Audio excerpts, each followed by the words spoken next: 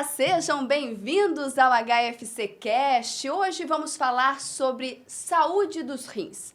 Eu sou a Mônica Camolese, sou jornalista e hoje nós vamos bater papo aqui com o Dr. Daniel Valim, nefrologista, e também a doutora Patrícia Leite, também nefrologista. Hoje aqui não vai faltar conteúdo, não é, doutores? Esperamos. Vamos sim. Vamos falar do rim. Gente, quando a gente fala dos nossos rins, né, a gente geralmente esquece dele na nossa rotina do dia a dia, principalmente nos exames de rotina, ou não? Hoje em dia está tendo um pouco mais de consciência? Olha, eu acho que com o tempo tem tido um pouco mais de consciência da população, a incidência está aumentando, está ficando mais em evidência, mas com certeza ainda não é das doenças mais faladas, ainda está aquém do que precisaria ser. E quando o rim não está bom, ele costuma ser silencioso ou logo a gente percebe algum sintoma, doutora Patrícia? Sim, na verdade, a gente sabe que doença renal é doença silenciosa. Quando você tem algum sintoma relacionado à doença renal, a gente já está numa fase tardia, uma fase onde a gente já deixou de intervir, uma fase onde a gente já perdeu a chance de talvez ter alguma atitude preventiva. Então, assim, é muito importante a gente entender que sempre a gente precisa estar avaliando função renal. E a avaliação de função renal é avaliação simples. Um exame de urina, uma dosagem de creatinina, são exames simples, baratos e que a gente pode estar fazendo e deve fazer sempre. Isso, assim, pelo menos uma vez por ano, incluir isso nos nossos exames de rotina, né? Que geralmente o certo é pelo menos uma vez ao ano, né? Não está sentindo nada, mas uma vez ao ano procurar um médico. Sim, né? Se você tem doenças como hipertensão, diabetes, são doenças graves, são doenças que podem levar, são as principais causas de lesão renal. Então, você tem que estar atento a isso. Tem que estar sempre controlando com o médico, pedindo uma avaliação anual, pelo menos anual de função renal. Agora, uma pessoa rígida que não tenha pelo menos uma creatinina tem que ter dosado, um exame de urina tem que ter sido feito, isso é importante. É importante, pelo menos uma vez ao ano, né, Sim. doutora? Agora, doutor, quando a gente fala, né, em doença renal, a gente logo lembra do quê? Beber água. Até a gente falou assim, vamos colocar, encher as canecas, pelo amor de Deus. Beber água é o primeiro passo, é o passo mais importante ou é só o primeiro passo para a prevenção? É o primeiro, mas é um grande passo, né? Já é um primeiro grande passo, mas a gente tem outras coisas que precisam ser feitas, né? É meio maçante a gente falar, o médico sempre é meio repetitivo. Bebe água. Mas a gente precisa de hábitos saudáveis de vida, e tomar água é um deles. O outro é a gente ter cuidado com a alimentação, ter uma restrição maior de sódio, a gente dormir bem, praticar atividade física, cuidar do peso, com sobrepeso, e ficar atento às doenças, comorbidades que a gente fala, o aparecimento de hipertensão, de diabetes, que igual a parte está falando do tratamento precoce, a doença ela é muito lenta, ela tem uma evolução muito lenta, a doença renal crônica. Então, normalmente, o paciente ele fica anos com aquela doença e, às vezes, ele nem sabe que ele já tem uma alteração de função renal. Então, esse paciente precisa de um olhar bem importante, né? Então, o hipertenso, o diabético, a gente tem que ver em que estágio que ele está. Se é um estágio que ainda não tem lesão nenhuma, ou se ele já tem algum grau de lesão, para a gente poder intervir precocemente. E aí, esse grupo, a gente tem que ser um pouco mais agressivo aí nos hábitos de vida. Então, todos esses hábitos, a questão da alimentação, o doutor falou do sódio, então o sal, ele também pode ser muito agressivo para os rins? Quem elimina o sal do corpo, o sódio, é o rim. Né? Então, ele está muito envolvido na hipertensão, na retenção de líquido, então você vai acabar sobrecarregando mais o rim. Então, você ter uma dieta hipossódica é importante no tratamento e na prevenção. São hábitos de vida e cada vez, quanto mais cedo a gente conseguir colocar na nossa rotina, melhor. Então, atividade física, uma alimentação saudável, controle de peso, um sono adequado, tomar bastante água. São hábitos que a gente pode desenvolver desde a infância, que a gente deveria desenvolver. Isso vai ajudar a gente a não desenvolver doenças que podem levar à insuficiência renal e também desacelerar essa evolução da doença. Doutora Patrícia, quando a gente fala em beber água, tem uma quantidade indicada, né, para a gente de consumo de água? Olha, isso é muito relativo. Na verdade, assim, você tem que estar sempre se hidratando, né? Mais de 1 litro de água, 2 litros de água por dia é a média que todo mundo fala. Mas, assim, na verdade, É beber água, É né? beber água. E o importante é ter água sempre à disposição, né, doutora? Né, Porque, na às verdade- vezes, não ficar lembrando. Porque dizem a verdade que quando a gente sente sede é porque já passou da hora de tomar água. Na verdade, a gente tem que entender que, assim, toda vez que a gente fala em beber água, comer com pouco sal, a gente tem que entender que isso tem que fazer parte do nosso dia a dia. Não é porque eu sou doente, é porque eu preciso me manter saudável. Então, quando a gente fala de hábitos de vida, de atividade física, é para mim, é para você, é para todo mundo. E isso impacta diretamente lá na frente. Porque assim, a doença renal, como ela é progressiva, a gente tem que olhar não o hoje. Tem que olhar, a gente olha o hoje, mas para enxergar lá na frente. Para que a gente evite que venha problemas. Né? Então, beber água é importante, controle de pressão é importante. Comida com sal, né, é um veneno. A gente tem que entender que quanto menos sal a gente se adaptar, é melhor para a gente. Não porque eu tenho alguma doença, mas porque eu preciso comer com menos sal. Isso é prevenção, né? Isso é antes de ter. Então, muitas vezes fala assim, agora eu vou diminuir o sal, mas porque eu já tenho algo, né? Alguma doença já apareceu, vou diminuir o sal, vou beber água. Mas se a gente fizer isso antes, sem ter a necessidade, incluir no nosso hábito, aí a gente já está prevenindo, né? Sim. E quando a gente fala em pedras nos rins, o que é isso, gente? A pedra no rim é quando você tem uma deposição, cálcio é o mais comum de todos, cerca de 85% dos cálculos, você acaba formando uma pedra mesmo, ela é bem dura dentro do rim. E a cólica renal é quando esse cálculo sai do rim e cai no ureter, né, que é o canal que liga do rim até a bexiga. É onde a gente vai ter a cólica. E a maior prevenção é tomar água, né? E diz que é uma dor quando chega nessa questão da cólica. Dizem que são as duas piores dores da medicina, é a dor do parto e a dor da cólica renal. Mas, na verdade, né, a gente só tem a dor quando o cálculo se mexe. Entendi. Na Então, verdade, dentro o cálculo lá no pode rim... estar lá quietinho e a gente não sentir a dor. A dor vem quando ele está se mexendo, né? Então, a gente já o diagnóstico já vem numa outra fase, né? E esses cálculos, eles se formam por falta de água ou muito sal? Tem alguma explicação? A principal é genética, né? Dificilmente você vai pegar alguém que você não vai achar na família alguém que também tem cálculo. Então, tem sempre um traço genético ali que é muito importante, mas cerca de 10 a 15% da população em geral pode ter cálculo. Quantos? 10 a 15%. 10 a 15%. Vai ter pelo menos um evento de cálculo na vida. E metade deles vai se repetir durante a vida. Né? Então, pode voltar a ter. Pode. Metade das pessoas que tiveram vão ter de novo. E quando a gente diz, esse cálculo ele pode sair sozinho? Pode, depende do tamanho do cálculo, do posicionamento que ele está no rim, pode sair. Quando for um cálculo pequeno, mas ele ser pequeno ou grande não muda o estrago que ele faz. A dor pode ser grande, tem o risco dele obstruir o canal, não sair, aí tem que fazer um procedimento urológico, né, cirúrgico, para tirar o cálculo, e é onde tem a dor. Doutora Patrícia, agora a gente tem que observar, né, o nosso xixi, a nossa urina, a cor. A cor pode revelar, chamar a nossa atenção, nos atentar para algo? Sim, é importante a gente ter uma noção, estar sempre olhando a nossa urina. Então, uma urina mais clara, uma urina onde a gente está hidratado, uma urina mais amarelada, mais escura, aquela urina mais concentrada, onde a gente fala assim, opa, é o sinal de alerta de que está precisando de água. Né? É importante a gente ver também cor, às vezes a gente pode ter sangramento na urina, né? Então, às vezes a gente pode ter espuma na urina. Espuma na urina também é um marcador.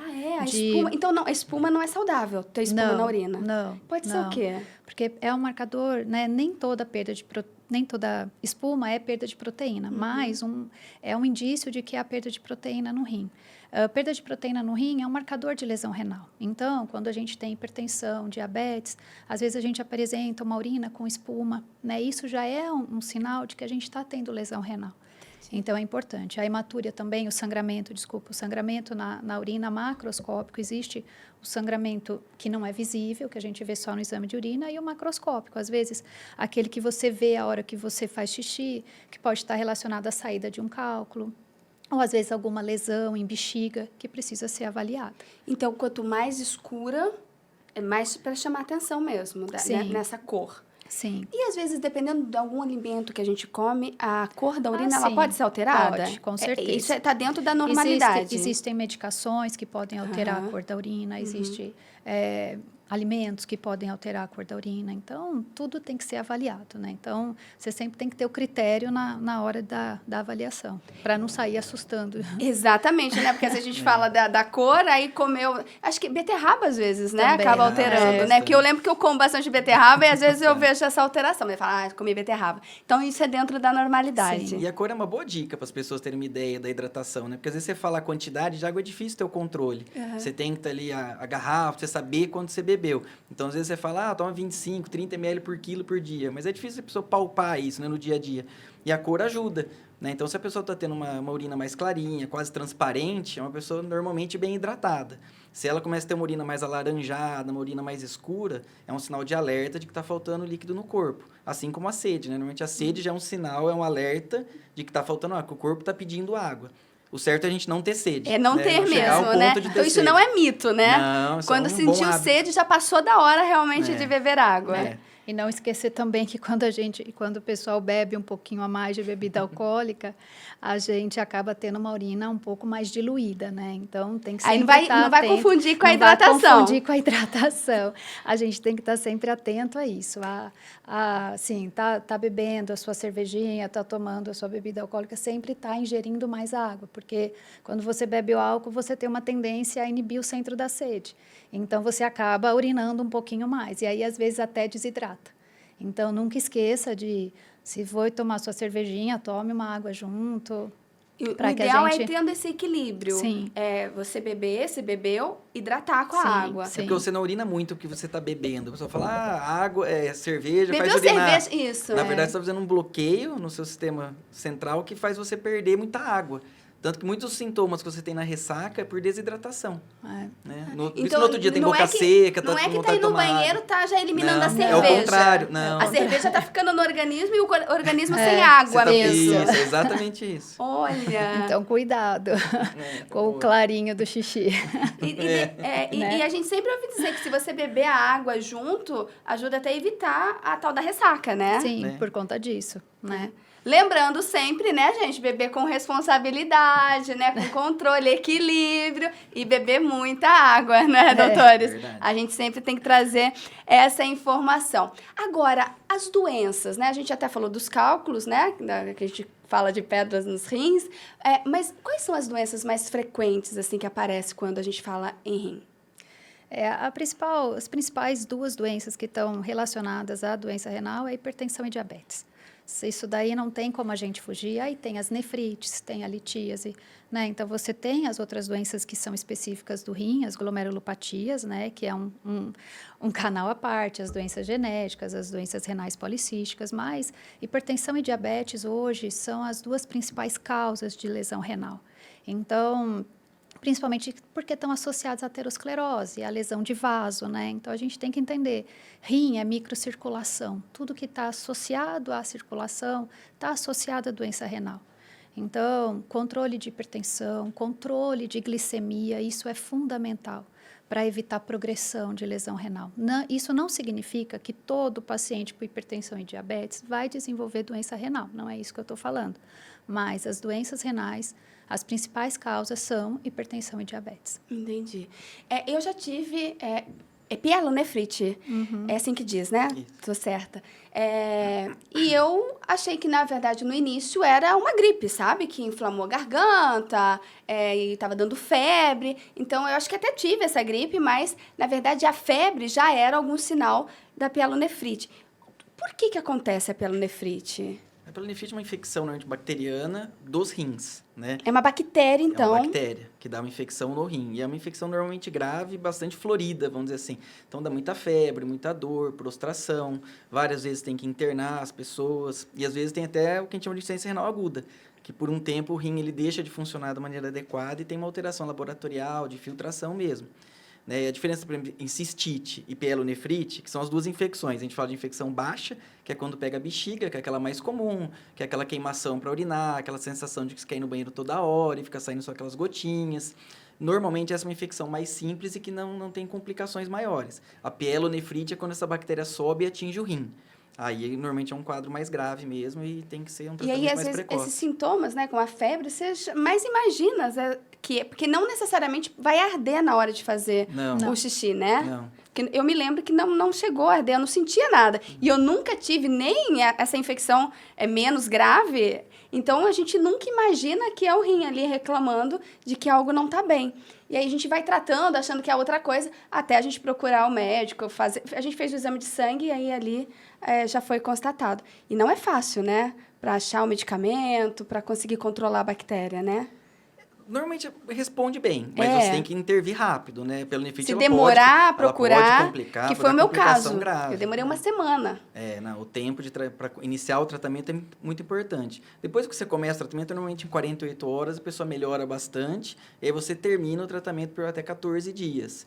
Mas você tem que iniciar precocemente para não deixar complicar. Pelo nefrite complica, é uma doença mais complicada. Acaba complicando. Quem tem mais problemas nos rins? Homens ou mulheres, ou isso é muito relativo? Isso varia, né? Se você pensar em infecção urinária, eu vou dizer para você que mulheres, né? Se você pensar em litíase, Homem um pouquinho homem mais. um pouquinho mais, né? E hipertensão e diabetes, aí eu acho que Não tem, não É, existe não, assim né? uma que vai ter Tem, mais. O que a gente tem, às vezes, o homem é um pouco mais relaxado, vamos dizer assim, cuida um pouco menos, dependendo, Ainda né? né, doutor? A gente tem porque- falado aqui no HFC Cast, tentando conscientizar, inclusive, que eu acho que muitas mulheres, né, doutora, é que levam os homens para o médico, né? Sim. Os maridos, né? A maioria dos maridos chegam com as mulheres. É difícil você atender um homem sozinho. O papel mais da mulher comum também, né? a mulher levar. Mas é muito difícil, né, o homem... Porque essas doenças que levam à insuficiência renal, vamos pensar em hipertensão e diabetes. Normalmente elas aparecem com 30 e poucos, 40 anos de idade. É a hora que você está produtivo, você está trabalhando, com um filho pequeno. Então, você está muito atribulado na sua vida. E você parar para tratar ou se preocupar muito com uma coisa que não dá sintoma...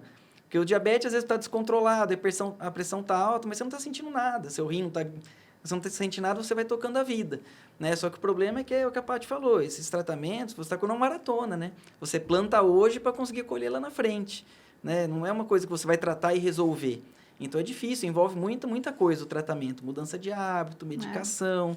É difícil a pessoa mudar nessa fase da vida, Porque né? o mais difícil é você convencer o paciente de que aquela doença silenciosa, em que ele não tem sintomas, lá na frente vai trazer sintoma. Porque o dia a dia dele... Tá normal. O dia dele está normal, ele está correndo porque ele tem que resolver, que é o que a gente faz, né? A gente vive correndo hoje.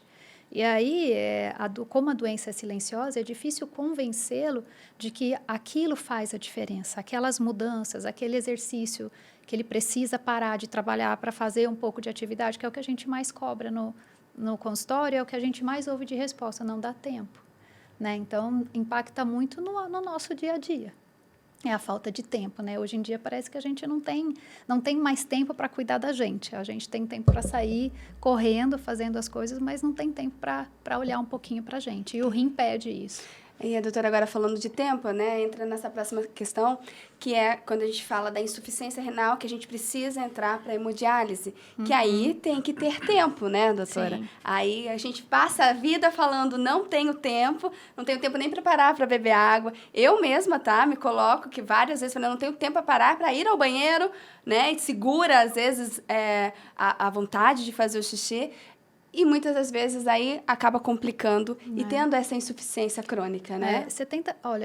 Falam que 70% das pessoas que descobrem a doença renal não sabiam, né? Que se veem insuficiência renal não sabiam da doença prévia. E hoje em dia, mais ou menos 10% da população hoje evolui com doença renal. Quando eu falo doença renal, não estou falando em hemodiálise, estou falando com as fases de piora de função renal. E aí, de repente, o que acontece muito, e a gente pega, né? Às vezes o paciente ele vai ter o diagnóstico quando ele já está na fase terminal. E aí ele chega para a gente numa fase onde a gente não tem o que fazer a não ser colocá-lo em diálise. E aí, quando ele entra em diálise, é aquela mudança de vida absurdamente. Então, você tem uma mudança, não é só um tratamento, é uma mudança de qualidade de vida mesmo, onde ele vai ter que adequar um tratamento mais pesado com a rotina do dia a dia, né? Então, isso é bem difícil. E é inserir, porque geralmente na hemodiálise tem que vir 2, 3 vezes. São três. Três vezes na semana. Por semana, com umas sessões em torno de 3 a 4 horas de diálise. Então, isso impacta bastante na qualidade de vida. Mas é o que eu sempre brinco, eu falo que a diálise é o nosso posto de gasolina, onde a gente para o carro para abastecer e para poder dirigir, a gente vem na diálise, onde a gente abastece, né, para poder tocar a nossa vida lá fora. E hoje no HFC, é claro, né, a gente tem quem encara, né, dessa forma, né, que é uma oportunidade, inclusive, estar ali fazendo a diálise, mas tem, eu acredito que pessoas que é difícil, né, de aceitar que 3 vezes na semana todas essas horas, tem que estar ali na diálise. Tem todo esse acompanhamento multidisciplinar, porque é necessário, né? Sim, a clínica de diálise hoje, a gente tem a equipe multidisciplinar. Então, trabalhamos a equipe de enfermagem, os técnicos, a nutrição, a assistente social e a psicóloga. Ninguém vive sozinho ali, a gente precisa um do outro para poder estar acompanhando esse paciente. Então, ele precisa desse olhar, ele precisa desse cuidado. Né? A gente entende que assim, é um tratamento necessário, é aquilo que vai fazer com que ele siga a vida dele, mas assim, é uma montanha-russa.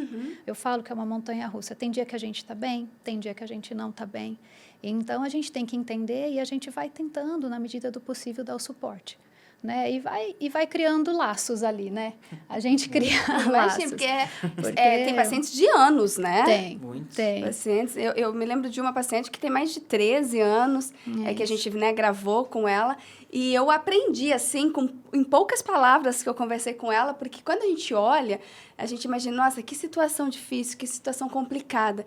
E ela tinha um outro olhar para aquela máquina. Ela disse que aquela máquina permitiu com que ela pudesse ver o filho se formar na faculdade. Que se não fosse o equipamento, né, essa oportunidade dela estar ali, ela talvez não teria visto o filho se formar. E aí eu falei, nossa, a gente às vezes não consegue ter esse olhar sensível, né, para ver. Mas eu imagino que nem todos, né, tenham essa montanha-russa mesmo, né? Hora eu tô bem, hora eu consigo enxergar o benefício, mas hora eu falo, por que comigo, né? Não é fácil, é uma rotina difícil deles, né? A gente fala 3, 4 horas de sessão, mas ele sai de casa cedo para chegar na clínica. A saída, às vezes ele não chega tão bem, ele chega mais cansado, fica mais indisposto.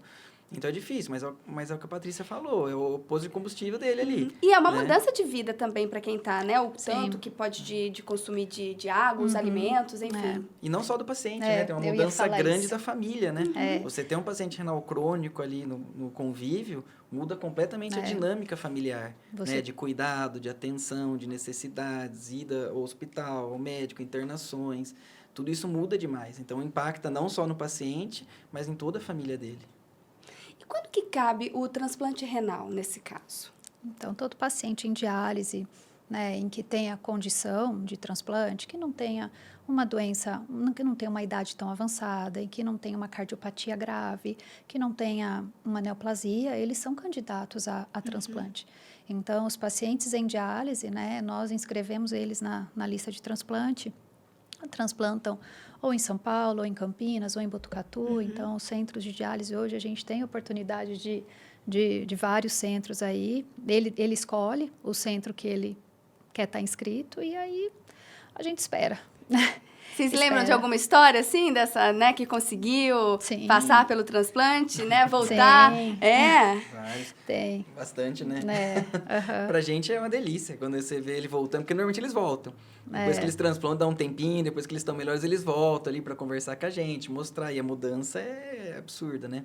A gente tem sempre que lembrar que o transplante não é uma cura, né? Às vezes a gente tem a ideia de que transplantou e é uma cura da doença renal. Não necessariamente. Não é uma cura, é um outro tratamento, é o melhor tratamento que a gente tem, dá mais tempo de vida, mais qualidade de vida, mas não deixa de ser um tratamento. Ele vai tomar medicação, ele vai passar por consultas, né? Tem as complicações do transplante, mas realmente é outra qualidade de vida, né? A gente vê pacientes que muitas vezes na diálise já está há muito tempo, desgastado, fisicamente até desgastado, e o transplante realmente traz outra qualidade de vida. A parte nutricional, ele volta a comer, volta a sua rotina, trabalho, né? Porque ele não fica mais preso na máquina, que eu acho que é o principal. O objetivo maior é a inclusão, né? É a reinclusão dele, né? Quando ele transplanta, o objetivo maior é esse, né? De ele poder voltar para a vida dele, né? Isso é fundamental. Mesmo na diálise, a gente sempre prioriza isso, né? A pessoa que trabalha, a pessoa que estuda, a gente sempre tenta fazer o máximo possível para tentar adequar a diálise, para a diálise ser só um momento da vida dele, né? Mas não ser, a vida não girar em torno da diálise, né? Ser só mais um momento da vida. É claro que não é simples, não é fácil, mas esse é sempre o objetivo. A gente sempre tenta ter esse olhar, né? Eu me lembro de uma outra paciente, né? De um outro vídeo que ela falou que a vontade dela era ir ver o mar. Porque para ir era, né, ainda mais a de Piracicaba, é longe, e aí a hora, né, não dava para ir e voltar, enfim. Também a gente não para pensar, né, nessa mudança toda, né, da vida da pessoa. E aí a gente tem que lembrar lá de novo, né, doutora, da prevenção, né, para a gente não chegar a um passo como esse, né. E quando a gente fala em prevenção, hoje em dia, em março, né, o Dia Mundial. Sim, toda segunda quinta-feira de março é comemorado o Dia Mundial do Rim. O Dia Mundial do Rim vem como um sinal de alerta. É aquele dia onde a gente acende aquela luzinha e pede, gente, dá uma olhada nesse rim, vamos dosar uma creatinina, vamos ver uma urina.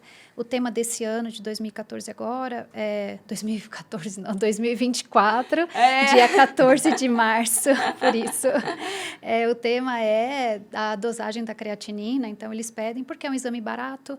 A creatinina é importante a gente entender, porque todo mundo pergunta assim para a gente, o que é a creatinina, né? Que exame que é esse? A creatinina é um marcador indireto da função renal, ele é um biomarcador.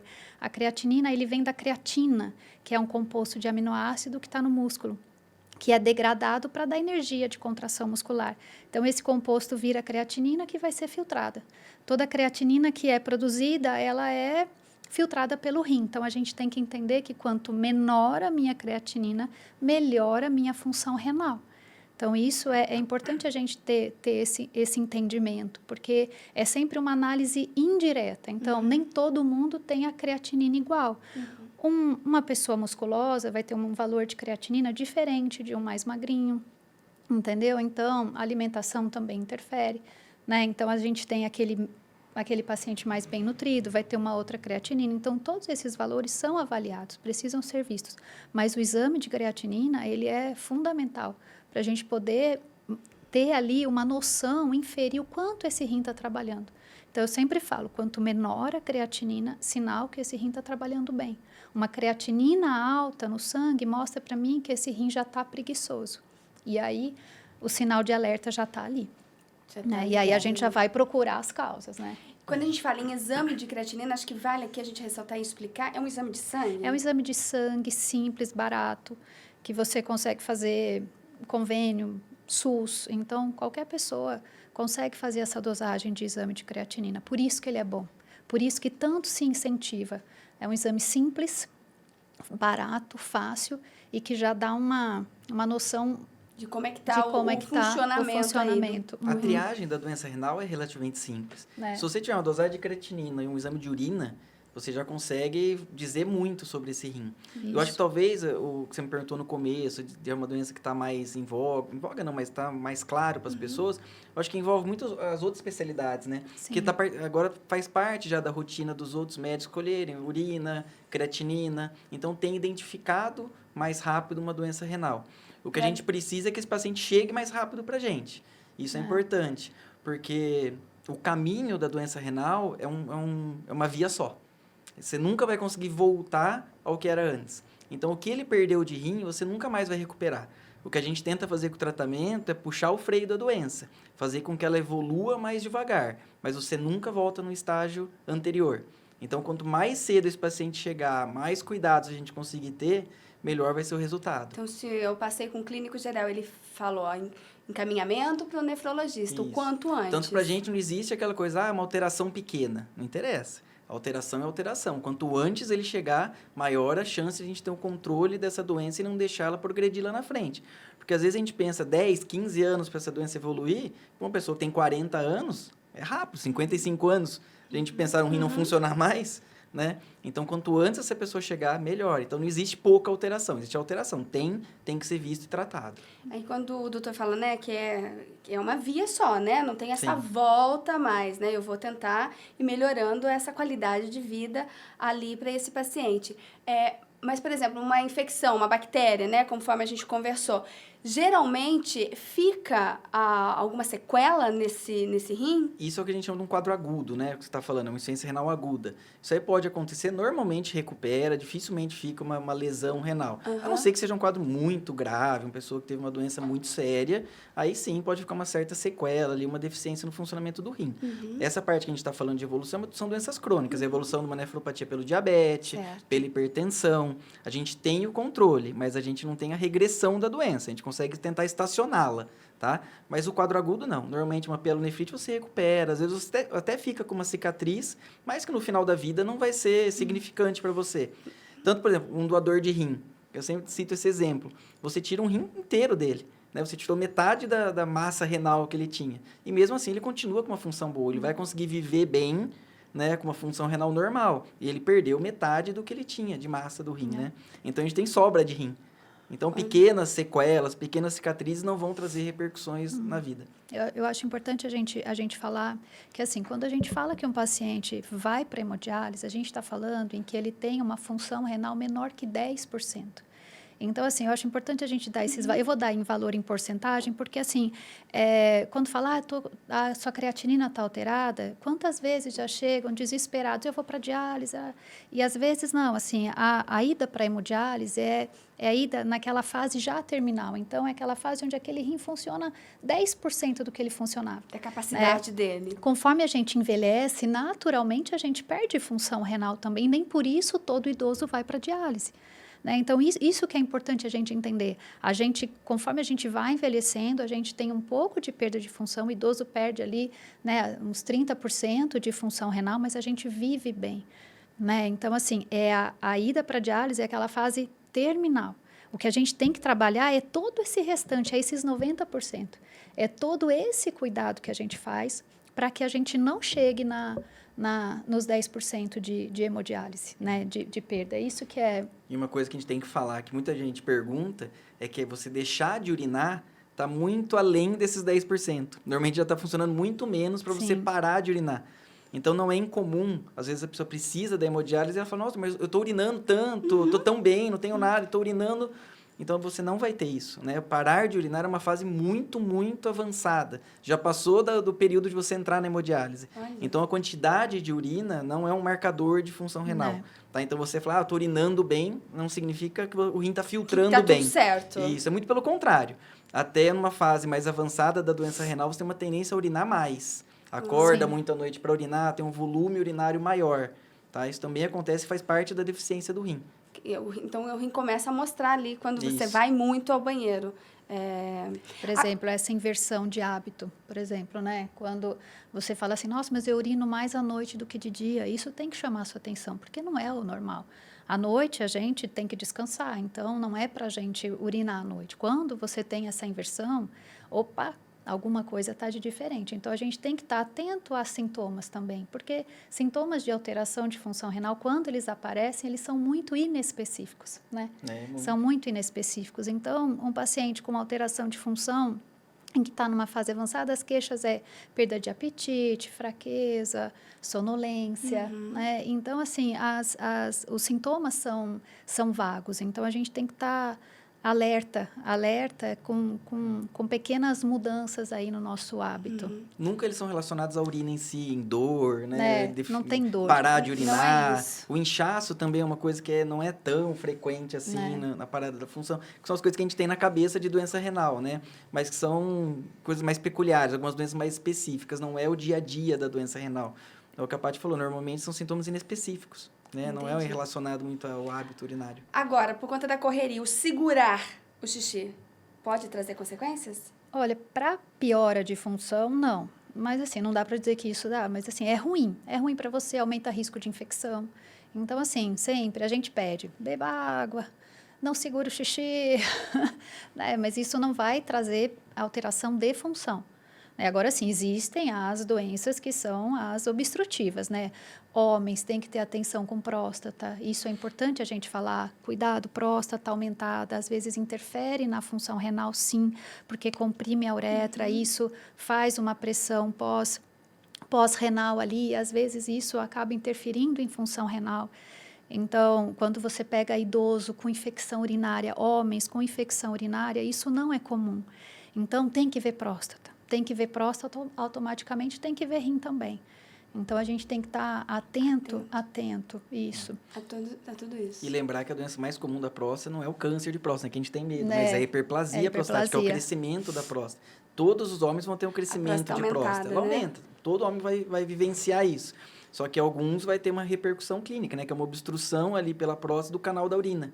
E a bexiga é um músculo. né? E ela tem que fazer força para jogar a urina para fora. Quando essa próstata está grande e obstruindo a saída, você começa a ter uma disfunção dessa bexiga. Essa bexiga começa a não funcionar de maneira adequada.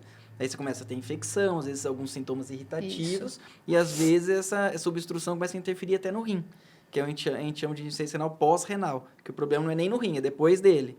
Né? Então, o homem tem que se cuidar sempre com a próstata. Tem que ficar atento, Tem que então. ficar atento. Sim. A gente falou de creatinina, do exame e tudo mais. Eu quero falar também da creatina, né? Que eu acho que surge um pouco de Sabia que dúvidas, ia ser né? Sabia que ia sair essa, doutor? Por que surge essa dúvida ou não Na surge? verdade, não. Hoje em dia, isso vem se falando muito, né? É o que mais se procura, é o que os jovens procuram muito, né? A creatina, ela não interfere na função renal. Né? O que acontece é quando você acaba consumindo creatina, quando você vai fazer a dosagem do exame, a sua creatinina pode estar alterada, mas não significa que a sua função renal está alterada. Aí a gente faz um próprio clearance, porque a gente dosa a creatinina a gente pode dosar tanto no sangue quanto na urina. Então, assim, uma creatinina no sangue alterada tem a ver com se a pessoa está consumindo creatina, isso pode ser normal, a gente faz a avaliação do exame de urina de 24 horas, colhe a creatinina, o clearance de creatinina na urina, e isso vai dizer para a gente a real função do rim. Ou a outra dosagem, a cistatina C, mas isso é um outro exame, que também pode avaliar a função renal. Mas o uso de creatina não interfere na função renal. Ele pode alterar o exame, mas não a função do rim. Entendi. É capaz de você falando, a creatina é um marcador muscular. E a creatina, ela vai agir no músculo, Isso. né? Você vai ter um desempenho melhor e você vai aumentar a quantidade de creatina que você está jogando no seu corpo. Vamos dizer assim. Só que a creatina, ela não é tóxica. A creatina não faz mal para o rim. Ela é só um marcador indireto, como a Paty explicou, para a função do rim. Então, você vai ter uma alteração laboratorial. Não significa que você tem uma doença renal, tá? Mas é bom a gente avaliar. A gente sempre faz um exame, descarta e deixa a pessoa mais tranquila. Porque às vezes a gente faz, né, confunde os nomes aí, a gente fala... Pode ser que esteja prejudicando o rim. Inclusive, a creatina, ela é boa, ela é saudável, né? Ela tem vários trabalhos mostrando que ela traz Hoje em dia, benefícios, né? Benefícios, sim. Ela é boa para idoso também, hoje, principalmente. Fortalecimento muscular. Fortalecimento muscular, você precisa. Hoje a gente tem que pensar nisso, né? A gente não fala muito disso, mas idoso tem que fazer exercício, ele precisa de exercício. Para quê? Não é para ficar fortão, não, é para ter sustentação, para sustentar. O que a gente tem que tomar mais cuidado até do que a creatina, que é tranquilo, é a quantidade de proteína que come, né? O que a gente tem bastante é muito exagero na proteína. Essa sim pode, a longo prazo, levar a alguma alteração de função renal. Então, a proteína também exagerada. Isso, a palavra é essa, exagerada. Tem que ser uma quantidade adequada. É claro que se a pessoa quer ficar musculosa, tá indo na academia, tá fazendo atividade física... Vai ter a recomendação para ingerir. Você precisa da proteína, porque senão ela vai desnutrir, né? Ela vai gastar energia e acabar perdendo o músculo, não é o que a gente quer. Mas a gente tem que tomar cuidado para não ter uma dieta hiperproteica. Você exagerar na quantidade de proteína além do que você está gastando. Além do que você está consumindo para produzir músculo. E isso pode levar a uma alteração de função renal, sim. E além de proteína, tem mais alguma coisa que chama atenção, assim, né? Da gente ingerir sem controle? Medicação. A medicação. Medicação. A gente tem que tomar cuidado com aquilo que a gente usa. Então, analgésicos e principalmente anti-inflamatório. Né? Anti-inflamatórios são medicações que interferem sim na função renal, podem levar à perda de função se usada a longo prazo. O que acontece é que assim, a gente tem mania de querer resolver a dor. Em casa então, ainda, a gente quer resolver o sintoma, mas a gente não vai atrás da causa. Eu estou com dor de cabeça, eu vou tomar dipirona, mas eu não paro para pensar por que eu estou com a dor de cabeça. Eu estou com uma dor no joelho, mas eu quero treinar. Não, só toma anti-inflamatório, faz isso e depois você vai treinar, mas sem tratar. Então, assim, teve a dor?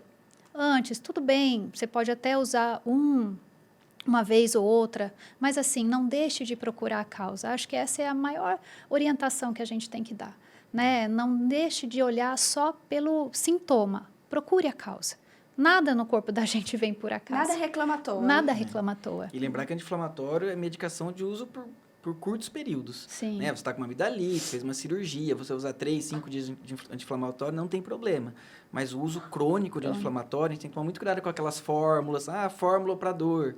Normalmente você vai ver lá tem um anti-inflamatório. E às vezes as pessoas usam 5, 10 anos contínuo. E aí você pode ter uma lesão renal. Não é incomum a gente ter paciente em hemodiálise por uso de anti-inflamatório. Por quê? Porque vai e fez uma vez a fórmula e repete a fórmula por conta. E melhora. Deu certo, né? Deu E dá certo. certo. Aí E uso dá, contínuo. e dá Isso. certo, O né? anti-inflamatório, ele é bom para dor. É a medicação mais É o potente que vai para dor. Exato. Então, ele traz conforto. Você pega uma pessoa que tem uma artrose no joelho, que ela não consegue andar. A gente entende que ela, né, viver com dor é difícil, mas ela não pode se focar no sintoma. Ela tem que ir tentar atrás da tratar causa a para não causa. precisar usar essa medicação, porque Então, dá problema. Uma questão corriqueira, né? Dor de cabeça, analgésico direto, também pode ser um ponto de alerta aí. Sim, assim, qualquer dor, né? Qualquer dor que você trate, que isso se, por exemplo, uma dor de cabeça, um dia, tudo bem. Agora, se você está tendo isso constantemente, está tomando medicação por conta constantemente, isso está errado. Não sabe a causa. Porque a gente não foi atrás da causa. Então, isso que a gente tem que ter. Porque meu vizinho, porque meu amigo indicou esse, meu amigo falou aquilo. Então, a gente precisa ter um pouco de cuidado nisso, porque todo mundo é um pouquinho de médico. É verdade. Então, a gente é mais fácil, porque é muito mais fácil, né? Quem gosta de procurar um médico? Né? Então, é mais fácil a gente ouvir a orientação do vizinho do que a gente realmente falar, opa, isso aqui não está legal. Né? A gente precisa ficar atento com isso. Uso eventual não tem problema. Não, Você tem, né? tô com uma dor de cabeça hoje. Eu vou dizer uma coisa. Eu aqui no HFC Cast, né, cada semana um novo episódio, aprendendo. Outro dia me puxaram a orelha sobre essa questão de ter a poupança de músculo, né, que a gente se preocupa tanto, né, com poupança, mas esquece da poupança de músculo, que é para quando a gente chegar lá, né, na terceira idade, né, ficar idoso. Se a gente tem o músculo, a gente vai estar fortalecido, né? Então, cada dia eu vou aprendendo um pouco. E essa questão de tomar remédio para dor de cabeça é algo que eu faço sempre. Mas vai atrás da causa? Tem que ir. Tem que ir. Tudo começa a virar repetitivo, tem alguma coisa que não é normal, né? Exatamente. Um dia ou outro, todo mundo tem, né? Uma dorzinha aqui, ali, Isso, tudo né? bem. Às vezes, né, passou... Mas não é sempre, né? 3, 4 vezes na semana, toda semana... Tem que chamar a atenção. Bom, estamos chegando ao final já, tá vendo? Passou rapidinho. Passou. Eu gostaria muito, começando com a doutora Patrícia, que deixasse aqui pra gente uma mensagem, eu sempre peço isso, uma mensagem, né? De alerta mesmo, pra gente falar, tentar mudar esses hábitos e olhar mais pra gente, pra saúde da gente, sabe, doutora Patrícia? Bom, eu acho que assim, olhar para o rim é olhar para a gente como um todo, né? A gente esquece dele, mas ele está ali, sem ele a gente não vive. Então, assim, tenha atenção aos cuidados básicos. Então, evite cigarro, faça atividade física, se alimente corretamente, atenção, coma frutas, legumes, evite gordura, evite fast food, coma saudável, evite sal, tome bastante água. Então, essas orientações são simples e cabe para todo mundo. E isso vai te trazer um benefício muito grande lá na frente. Hoje e lá na frente também, sempre, né? Às vezes a gente não consegue enxergar, né, esses benefícios no nosso dia a dia. Não enxerga o simples. Às vezes a gente não precisa ir lá querer o máximo. A gente precisa fazer um pouquinho todo dia, né? Isso que faz a diferença. Doutor Daniel, conte pra gente. Não, acho que a Patrícia falou, é o que a gente prega todo dia, é o que a gente fala, e não precisa ser grandes mudanças, né? O que você conseguir fazer é melhor. Fazer alguma coisa é melhor do que fazer nada. Então, a gente não precisa atrás do perfeito, né? Às vezes a gente fala, não consigo ir na academia 4 vezes na semana. Tudo bem, uma é melhor do que nenhuma, né? Então, acho que são alguns hábitos que a gente tem que desenvolver, quanto antes melhor, né? Porque hábito, quanto mais a gente tá acostumado, é mais difícil você mudar. Essa é uma dificuldade que a gente tem no tratamento. Você mudar os hábitos de uma pessoa de 60, 65 anos é muito difícil. Mas, às vezes, você pegar a pessoa lá atrás, ensinar que ela precisa dormir adequadamente, pelo menos 8, 7 horas para o adulto, tomar água regularmente, atividade física, cuidar do peso. Eu acho... E você sempre pensar naquilo, né? Porque, às vezes, quando a gente está... Igual dieta, se você não está pensando, você vai comendo, você vai fazendo as coisas sem ter um raciocínio. Mas, quando você para pensar, eu preciso comer isso? É ser mais atento às pequenas coisas do dia a dia, né? Às vezes é andar um pouquinho mais, uma coisa que você não precisava ir de carro. Às vezes é tirar um alimento e falar, será que eu preciso comer uma fritura hoje? Pô, essa coisa é muito salgada, vou deixar de lado, um embutido. E a gente começar a pensar um pouquinho mais na saúde. Eu acho que se a gente conseguir fazer um pouquinho disso, já vai ter um grande benefício lá na frente. A gente já está olhando pra gente, né? É isso. Pro nosso bem-estar, Mas pro cuidado. falta isso, né? A gente olha para o todo. Principalmente assim, você quer resolver o problema do dia a dia de todo mundo, mas você esquece de guardar 1 minutinho do seu dia para você. Isso faz muita diferença. Então, a gente tem que se obrigar a olhar para a gente, né? Isso é o que a gente mais vê no consultório. É a correria do dia a dia. O dia a dia de hoje engole a gente.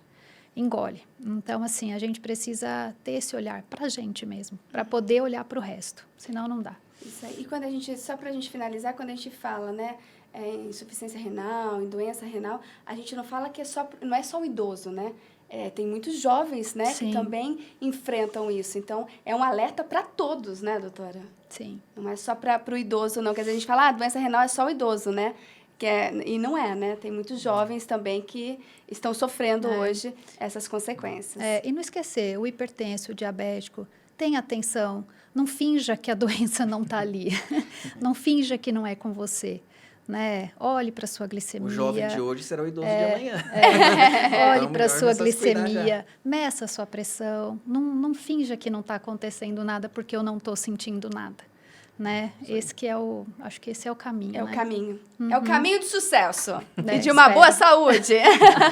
Gente, quero agradecer a participação de vocês. Muito obrigada, viu? Obrigada. Obrigada pela participação. Já fica o convite para voltarem quando quiserem aqui para o nosso HFC Cash. Obrigada. Obrigada. E eu quero agradecer você que acompanhou o nosso HFC Cast e já convidar você para ver os outros episódios. Nós temos vários episódios com várias dicas e informações importantes para a sua saúde e para o bem-estar. Lembrando que você acompanha tanto pelo Spotify como também no canal do YouTube, no HFC Saúde.